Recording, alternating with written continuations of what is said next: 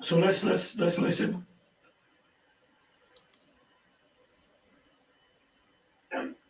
8 months apart, 6 months apart, 4 months apart, 2 months apart, then boom, Armageddon.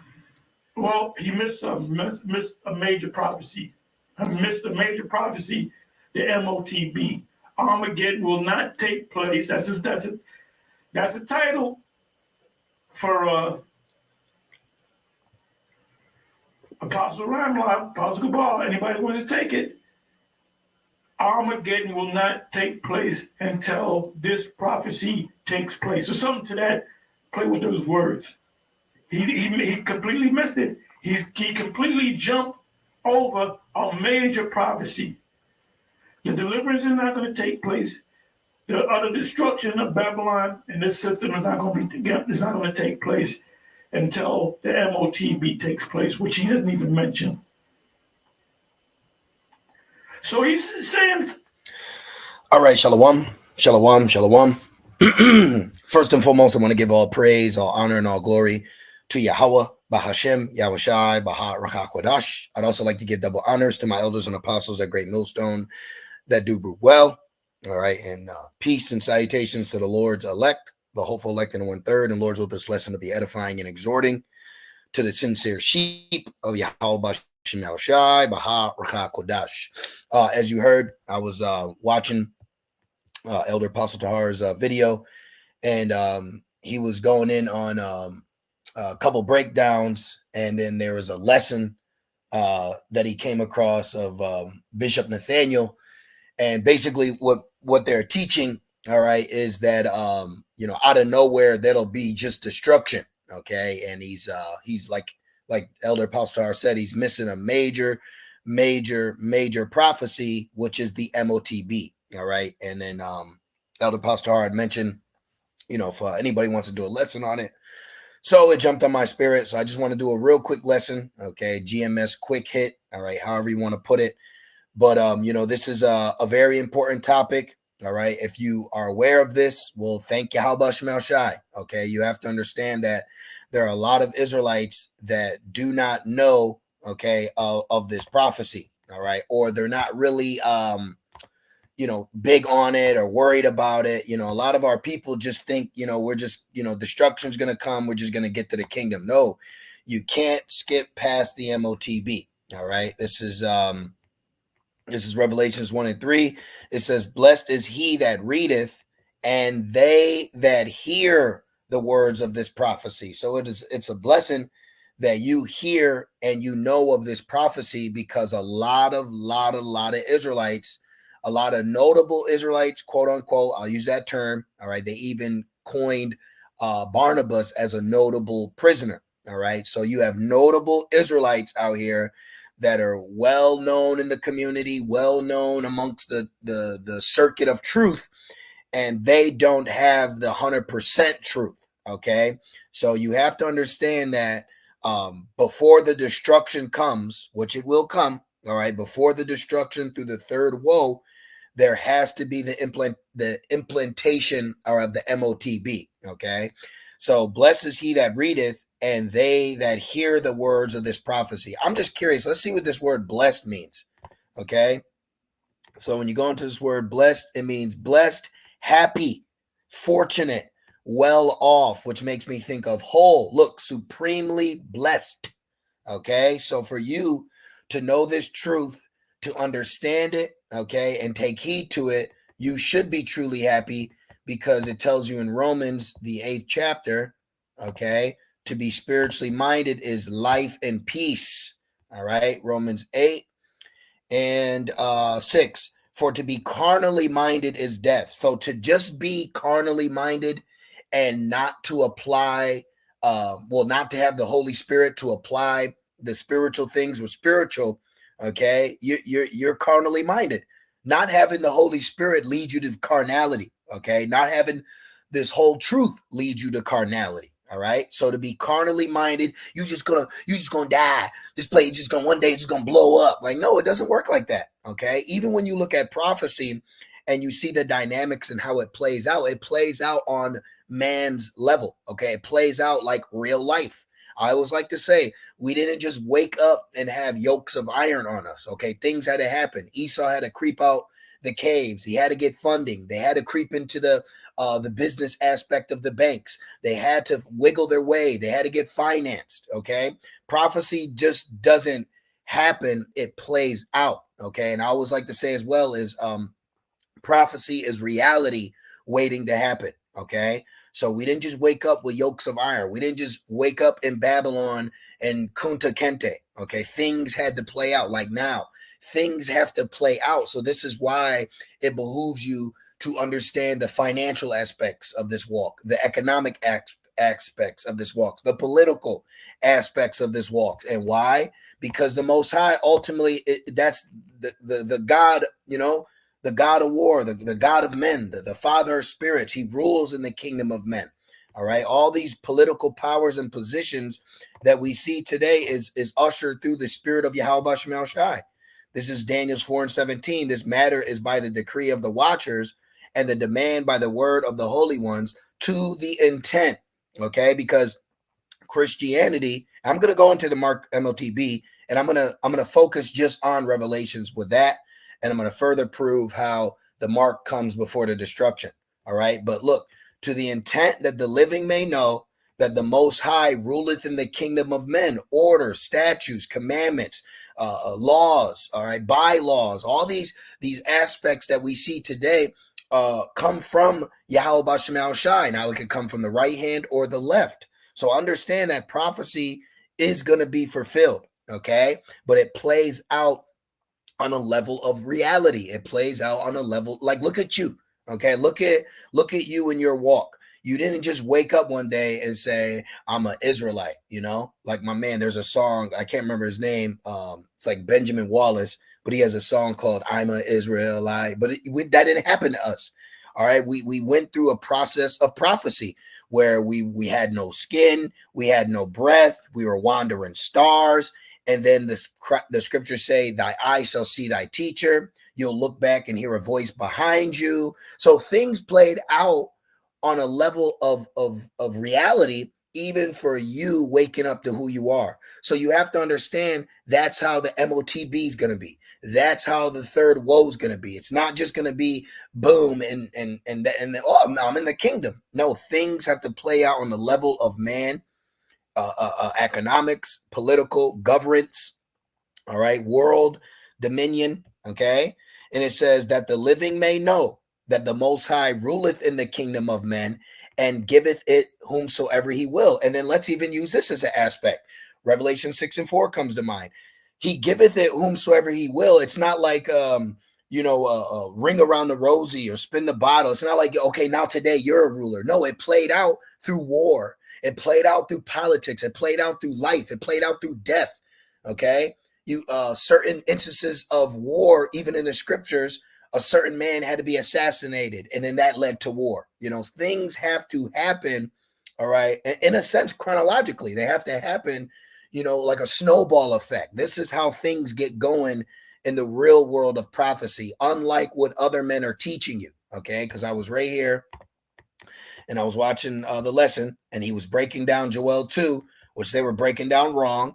And as he was breaking it down, he basically was saying, then boom, no, it doesn't work like that, man. Okay, so see, you have notable guys that look the part, so-called look the part. Because if you understood the scriptures, this isn't how you're supposed to look.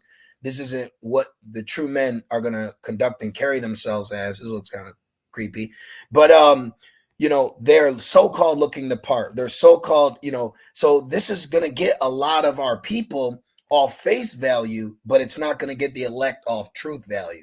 So let me finish my points, and then I'm going to go right into explaining how the Motb. So it says the Most High ruleth in the kingdom of men and giveth it to whomsoever he will. Look at Daniel 7. Okay. Look at how Judah became the head and not Reuben. Things had to play out. Okay. So it's not like just one day, oh, I'm a king and you're this. Look at how King Solomon became a king. Everything plays out. So we're waiting for this prophecy to play out before the destruction. Prophecy has to play out before the utter destruction. He giveth it to whomsoever he will, and setteth up over it the bases of men. So right now, the bases of men are in power, and there's a plan that they have conjured up that they are going to institute to bring in or usher in this agenda, which we know is prophecy. Okay, they're not saying, hey, look, today's the day we're going to release the Motb. No, hey, now we have this technology that we're going to use to further control what we need as we bring forth our agenda of a new world. See?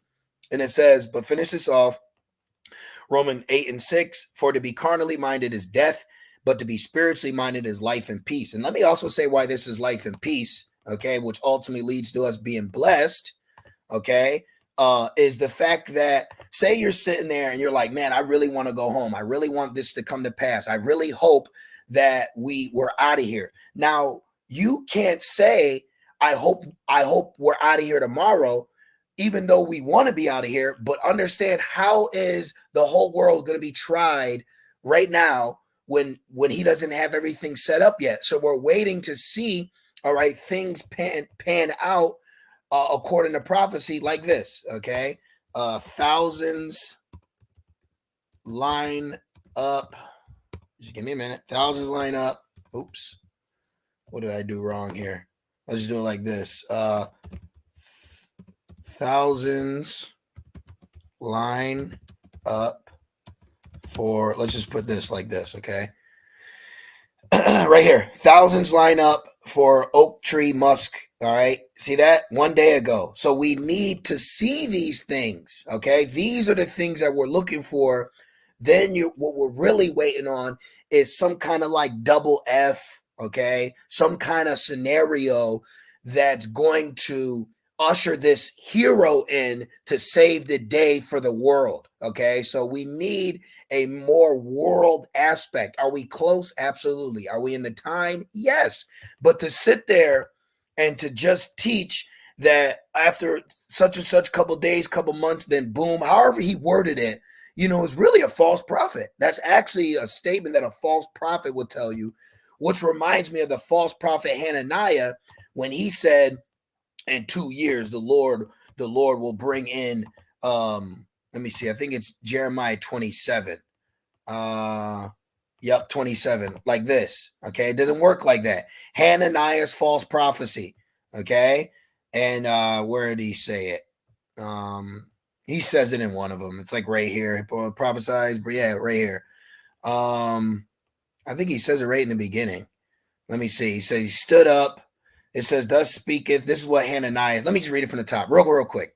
And it came to pass the same year, in the beginning of the reign of Zedekiah, king of Judah, in the 4th year, and in the 5th month, that Hananiah, the son of Azur, the prophet, which was of Gibeon. So understand, blessed is he that readeth. We're going to go back to Revelations, but understand, even when you read in the scriptures, you had men that rose up that were also prophets, but they were false prophets. So just like today, you have men that rise up that are prophets, but they're false prophets. Okay. They're giving you a vain vision. All right. They're not breaking it down in detail. You should be thankful that you actually have the truth being told to you. Like, no, I know you want it to happen today, but it's not right now. We're not saying it's not in our lifetime. We're not saying it's far away. All we're saying through the Holy Spirit is understand the dynamics of how this prophecy has to happen. Just like the slavery. Okay, the transatlantic slave trade, Deuteronomy.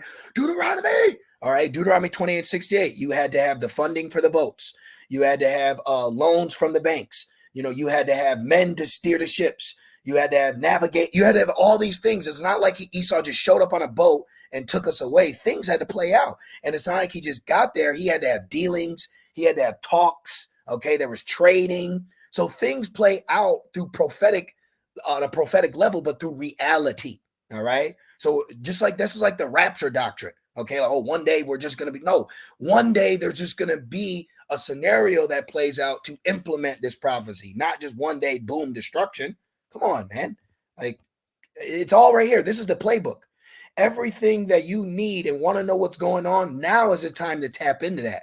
Okay. If you want to know what's going on, stick to the script. All right.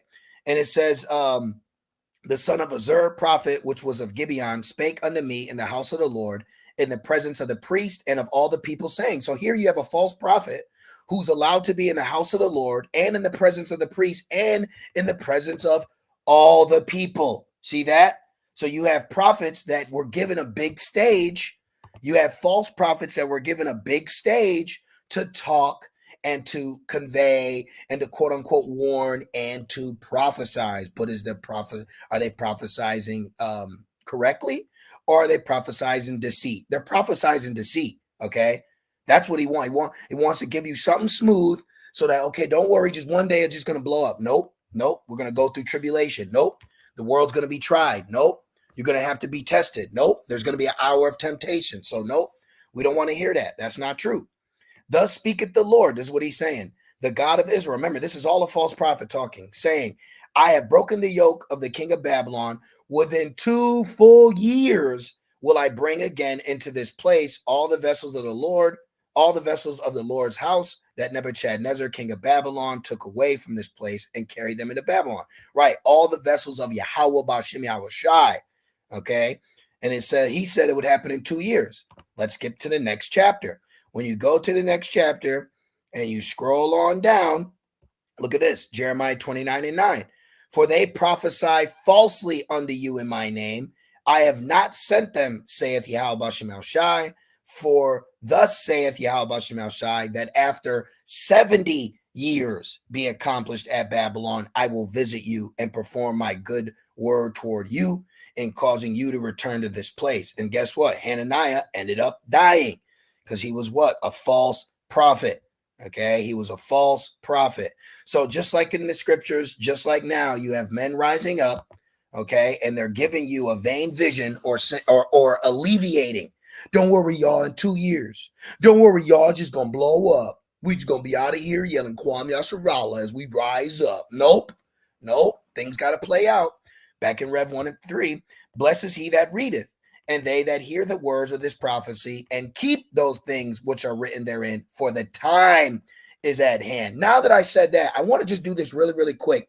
So we all know Rev 13, right? At least we all should understand where the Motb prophecy is. So right here, okay, it breaks it down, okay? The Motb, okay, and it goes into the aspect of giving you an indicator that this mark is even going to be used for buying and selling. Don't think it's just for buying and selling, but understand that John saw people buying and selling with it. Commerce, okay? So understand that people are going to be buying and selling with it. So if they're buying and selling with it, that means things are going to be quote unquote normal, okay? So we're actually going to witness the Motb in daily lives like now, where people are going to be trading with it, buying with it, okay, using it, all right? Remember the big old, if you're just tuning in, I brought this up, okay, 1 day ago, okay? People lining up. And then remember this, a very famous one was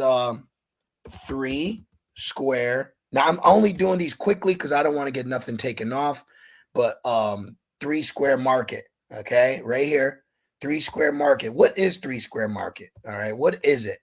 3 square market is an industry leading company in the micro market and self checkout industry. So this is a company that's based off buying and selling. Okay. And let's put this in. Look, all I did was click here and look what pops up. Okay. And if you are a teacher, all right, if you are calling yourself a prophet, one thing that you should be talking about then is this technology that is the elephant in the room in the midst of these Israel united in Christ. This is an elephant in the room in the midst of the unity camps, okay? All these guys that get together in unities, one thing they don't talk about is this. See that? This happened in 2017, okay? They voluntarily agreed. And of course it was for food. Of course it was for food. Because this is how the whole world is going to be tried in the last days. Is he's gonna dwindle. All right, he's gonna hang necessary supplies in front of you, like people. It says you need water, shelter. He's gonna use these against you. Okay, so my question is If all of a sudden there's just going to be destruction, then what is the hour of temptation? If you were to believe that there's just destruction, then what is this hour of temptation? What is this what are we going to be tempted with? Okay. It says, red letter, because thou hast kept the word of my patience, I also will keep thee from the hour of temptation. What is Yahweh Shai referring to right here? Okay. If you have men that are calling themselves prophets, teachers, breaking down the end days of destruction, what is the hour of temptation?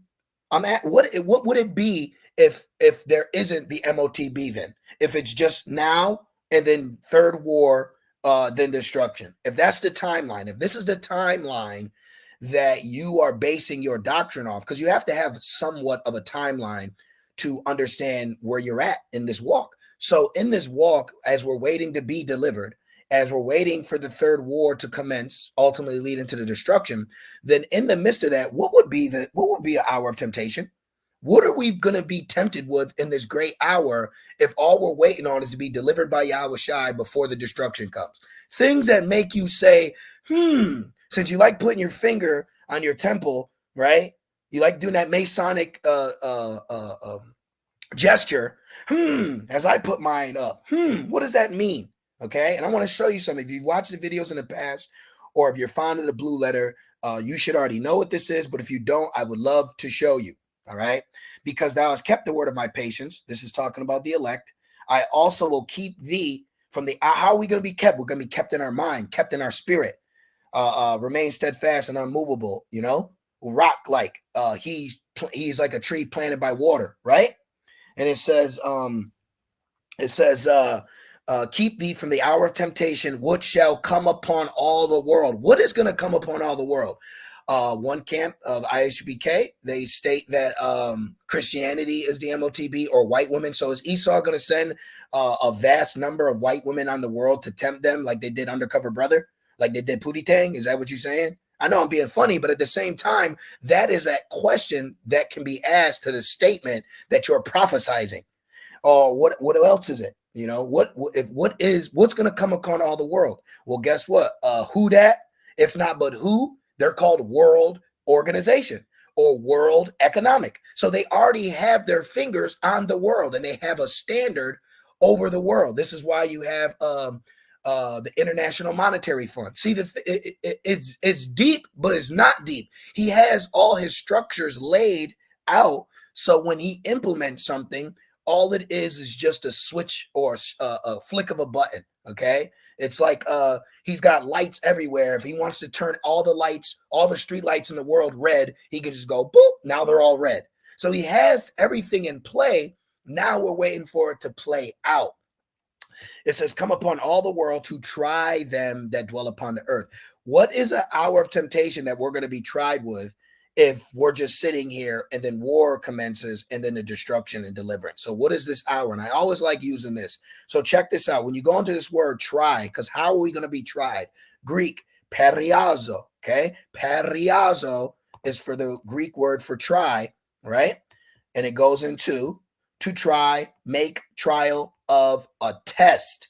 Okay. A test, to try or test one's faith, virtue, character by enticement to sin. How is the world going to be enticed to sin according to prophecy? When you go to the etymology of the word periazo, you get a Greek word by the name of pera. And the word pera of the etymology for the word try means through the idea of piercing. Okay, so there's a great hour that's getting ready to happen before the great destruction, so great that it's called the hour of temptation. And the Greek terminology for this word try of this prophecy that hasn't come to pass breaks down to the through the idea of piercing. Job 5, his hands wants to perform an enterprise. This is a part of the plan. This is a part of the enterprise. David, was it Russo? He had passed away, but it's the world famous interview that he had with an elite, and it got explained. Okay, so blatant, so explained. Now that I got that out the way, I hope I didn't skip past 13 and 15. I can read it if a brother or sister needs it, but I do believe we're past this, okay? Right? It says he had power to give life to the image of the beast, which we see the image today, that the image should both speak and cause as many as would not worship the image of the beast should be killed. Now, this word killed means literally killed or killed from society, okay? And didn't he show you that with his jump shot? You want to treat life like a game? Well, wait till Esau shows you his jump shot, and he forced everyone to take it. Just like in Daniel 7, he made it, or Daniel 5. It's in the book of Daniel. Remember, he made a statue, and all the sheriffs, all the governors, all the judges, everybody had to bow, just like this. When the jump shot came out, everybody had to tap into that and show that they had it. See? So how much more when it comes to this MOTB? What is the MOTB then? What is the MOTB?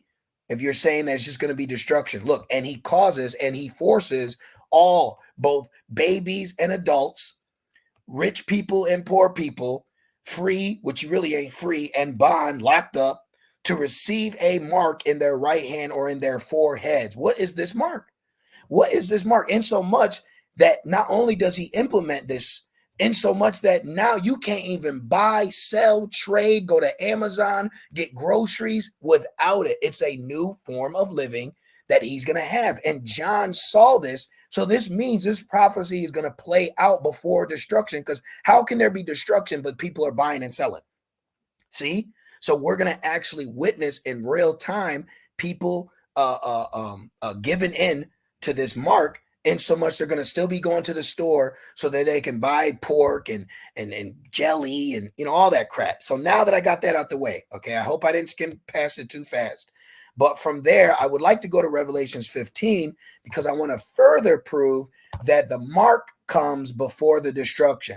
The mark comes before the destruction, okay? And actually, this probably would even be the best way to end it, because when you go into, for the word mark, you go Rev 15 and Rev 16 and Revelations 20, okay? So let's just read this really quick. Matter of fact, chronologically, we'd have to read 20 first, because Rev 20 shows what happened, okay? And then Rev 15 is, watch, it all plays out.